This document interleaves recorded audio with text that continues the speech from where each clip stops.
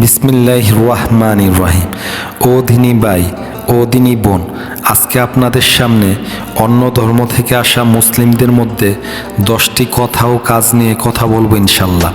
1 number, Ganesh উল্টে গেছে, তার মানে আপনার ভাগ্য চেঞ্জ হয়ে গেছে। এটা মুসলিমদের জন্য বলা হারাম ও কুফরি কথা। 2 নাম্বার, ঠাকুর ঘরে কে রে, আমি না।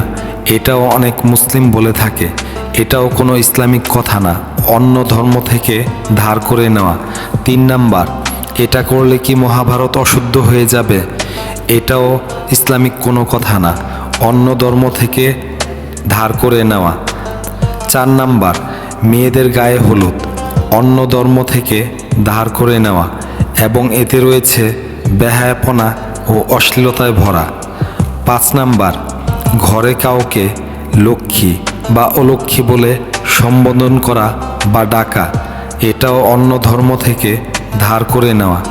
6 নাম্বার, মাজারে কবরে মোমবাতি আগরবাতি মশারি টাঙানো, অন্য ধর্ম থেকে ধার করে নেওয়া, এটা ইসলামের কোনো অংশই নয়। 7 নাম্বার, এক প্রকার আলেম আছে, তারা বলে, আরে মিয়া তুমি কোরআন হাদিসের কি বুঝবা? এই কথা কিন্তু ব্রাহ্মণদের কথা, অথচ আল্লাহ পাক কোরআনে বলেছেন, আমি তোমাদের জন্য কোরআন নাজিল করেছি সহজ করে। সুবহানাল্লাহ। 8 নাম্বার, মৃত ব্যক্তির নামে 40 4 দিনে যে খরচ বা খাওয়ানো হয়, এটা ইসলামের কোনো অংশ নয়। তবে মৃত ব্যক্তির নামে নির্দিষ্ট দিন বা তারিখ ছাড়া আপনি যে কোনো নেক কাজ করতে পারেন, সেটা খাওয়ানো হতে পারে। 9 নাম্বার, যৌতুক প্রথা চালু হয়েছে অন্য ধর্ম থেকে।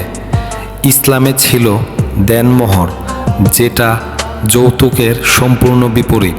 সুবহানাল্লাহ। 10 নাম্বার, এপ্রিল ফুল পালন করা মুসলিমদের জন্য সম্পূর্ণ হারাম। এই দিনে স্পেনে লক্ষ লক্ষ মুসলিমকে বোকা বানিয়ে পুড়িয়ে ও ডুবিয়ে মেরেছে ইহুদি খ্রিস্টানরা।